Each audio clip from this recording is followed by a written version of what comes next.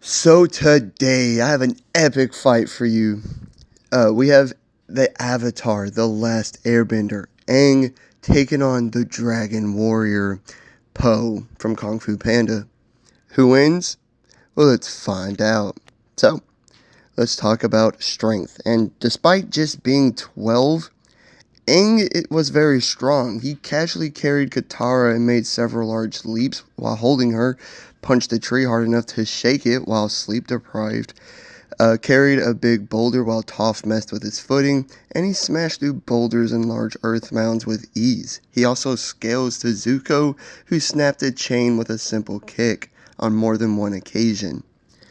But at the end of the day, Po is stronger. After all, he is like a 240 to 300 pound panda bear who's also a kung fu master.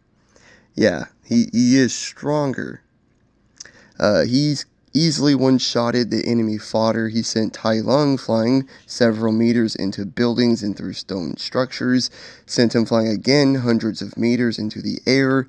He's pulled two ships full of people together, threw a stone hammer as big as himself to space, and he beat Kai, who easily smashed through massive boulders like they were nothing.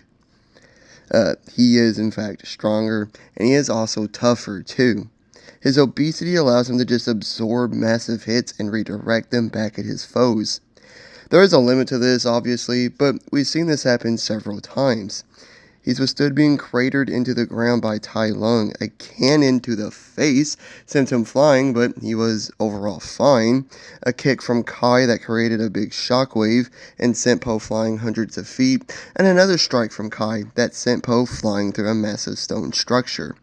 His fat even makes him functionally immune to nerve strikes. He is in fact tougher. Now, that's not to say Aang isn't durable. He actually is, especially for a 12-year-old. He's consistently gotten back up after being sent flying into and through buildings, walls, and other structures, whether it was blasts from Ozai and Azula or by big spiritual monsters like Hei. But Po is still just tougher. But Aang is faster, and speed is his physical forte. Being trained by the air nomads in airbending, he learned that it's always better to dodge and evade attacks than it is to take them head on. And he was very good at this. It's said he was as fast as the wind, and he's proven that to be true as he's appeared as a blur several times, and he can even generate enough winds from his running speed to destroy a guard tower. He's dodged several Zuko's blasts at point-blank range, evaded several blasts from Zuko and Azula simultaneously, dodged blasts from Ozai, and he even dodged and redirected lightning. Now, Po is surprisingly fast and fluid for his size. He's blocked a thrown dagger, he's dodged several projectiles while scaling up a wall, and he's shot off some great acrobatics. And while his stamina isn't the best, it has gotten much better as he's trained over the years, but Aang is still better here in speed, mobility, agility, and as well as stamina. Now, let's talk about their skills and powers. What can they do? Despite being a nobody and there being better candidates, Po was chosen by Master Oogway to be the Dragon Warrior when he was nothing but just an employee at his dad's shop. Po then trained extensively for years to live up to his destiny of being the Dragon Warrior. He's a master of the panda style of Kung Fu, which is something he created. It focuses on tiring out his opponents with a strong belly defense to absorb powerful blows and then redirect the attack back at them, along with surprise attacks that look accidental, as well as some good acrobatics. He also learned various kung fu techniques in just a few days simply because he was motivated by food. After only a matter of days, Po became proficient enough to match Master Shifu and to beat Tai Lung, someone who had mastered every kung fu style, bested the Furious Five single-handedly, and even bested Master Shifu himself. Po has also bested the Furious Five single-handedly, and even eventually bested Kai, someone who can match or even best Master Oogway. Not Shifu, Oogway. He's like the Yoda of this universe, okay? He also has his hero's chi, a special type of chi only a very few kung fu masters have. It increases his physicals and kung fu skills and allows him to fly, heal others, and project energy blasts from his hands and stomach.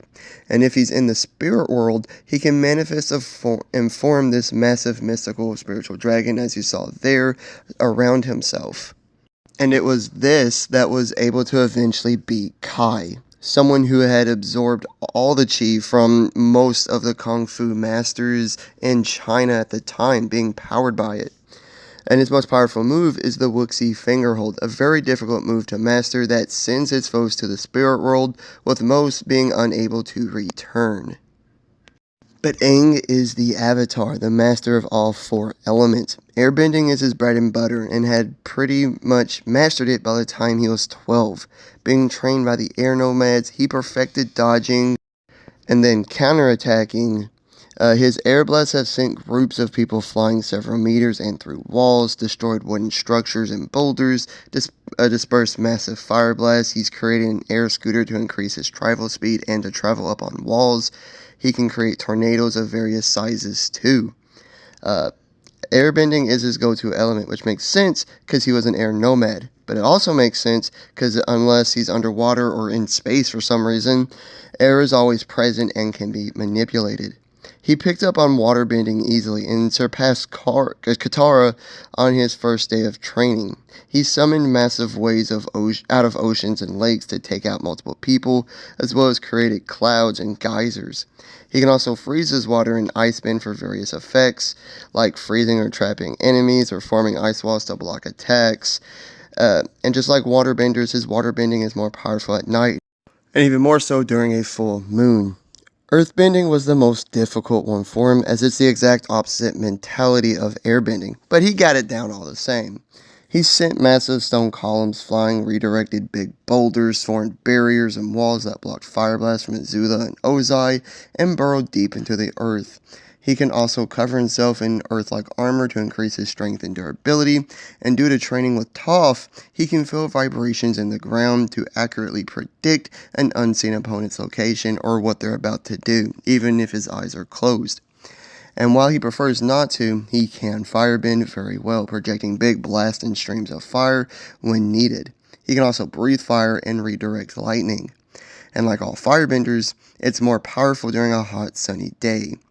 He also carries his glider into battle, which really acts like an extension for him, especially when he's airbending.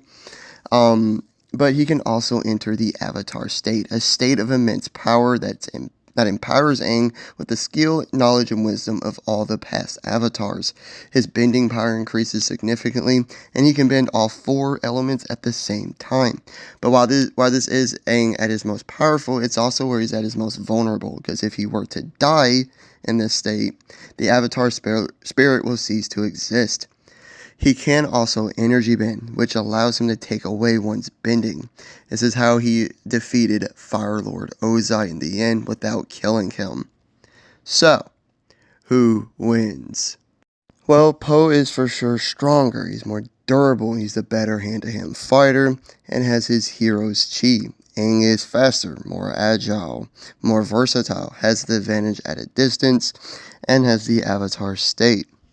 And for the sake of the video, let's just say the spirit worlds in both of these universes are one and the same. So, Po would be better up close, an up close fight, while Aang would have the advantage at a distance, but I'd say Aang's advantage at a distance is greater than Po's advantage up close, because while Po is stronger and the better fighter, Aang is faster and has perfected the art of counterattacking, while Po doesn't have many ways to attack at long range. He can send chi blasts, yes, but that's not as, useful, or it's not as good as being able to send all 4 of the elements at you, you know what I'm saying? And with that being said, though, Po will be able to tank most of Aang's bending attacks. Unless it's just a massive boulder or mound, etc., Aang should just kind of avoid earthbending altogether, because being hit by a semi-big rock is perfect for Po to absorb and redirect back at him, with his big old fat belly. I guess he could use it to restrain Po like he did Ozai, but I'm sure Po could just bust out of it. Airbending would be best for keeping Po at a distance, but probably not for doing any long-term damage.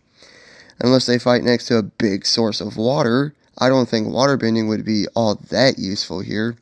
Even if he does freeze it into ice, and since we've never seen Aang bloodbend, I'm not going to say that he can do that here. Now, firebending would be the most effective, as fur and flesh do burn, obviously. But we know Aang prefers not to use it unless he has to.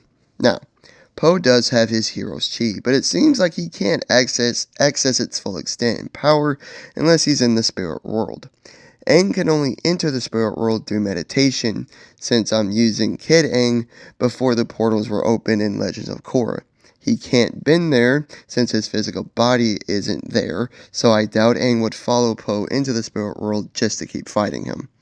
This means Poe is at a severe disadvantage if or when Aang enters the Avatar state. But for funsies, let's say they can face off in the spirit world together. Who would win between the Dragon Warrior that we saw in the third Kung Fu Panda movie or the Avatar state? The Dragon Warrior was able to beat Kai, who had absorbed basically all of the chi from every Kung Fu fighter with relative ease. Just absolutely embarrassed the supernatural entity that was Kai. But while that is impressive, I'd say the Avatar state is more powerful. It's generations upon generation of Avatar souls being passed down from one to another, with each passing comes with greater power, as well as knowledge, wisdom, and skills of all the past Avatars. He also scales up to the past Avatars in power, and Avatar Kyoshi literally pushed an island-sized piece of a country out into the ocean with her earthbending. Above all that, Aang can energy bend, which is used to take away someone's bending. And at the end of the day, chi is a form of energy. It's a real possibility that Aang could take Poe's hero chi away from him. Just like he did with Fire Lord Ozai's bending. And even if he can't take away Poe's hero's chi, I'm still going to side with him, because the Avatar state is capable of single-handedly stopping entire armies, stopping entire wars, apparently moving small islands by themselves. Not to mention Aang is still faster, he's more versatile, has the range advantage, he's great at counterattacking, and the Avatar state has proven to be more powerful than anything Poe has. At the end of the day, I'm siding with Aang after a pretty epic fight. This would be an epic cartoon fight to see, but I'm siding with Aang winning. Aang wins. Like and subscribe if you did enjoy. Leave a comment of what you thought and hit the notification bell to be notified of all my future videos and all the great stuff. I truly appreciate. Please go follow my Instagram account, dmanversus.videos, and all the great stuff. I truly appreciate it, and I hope you guys have a great day. Peace!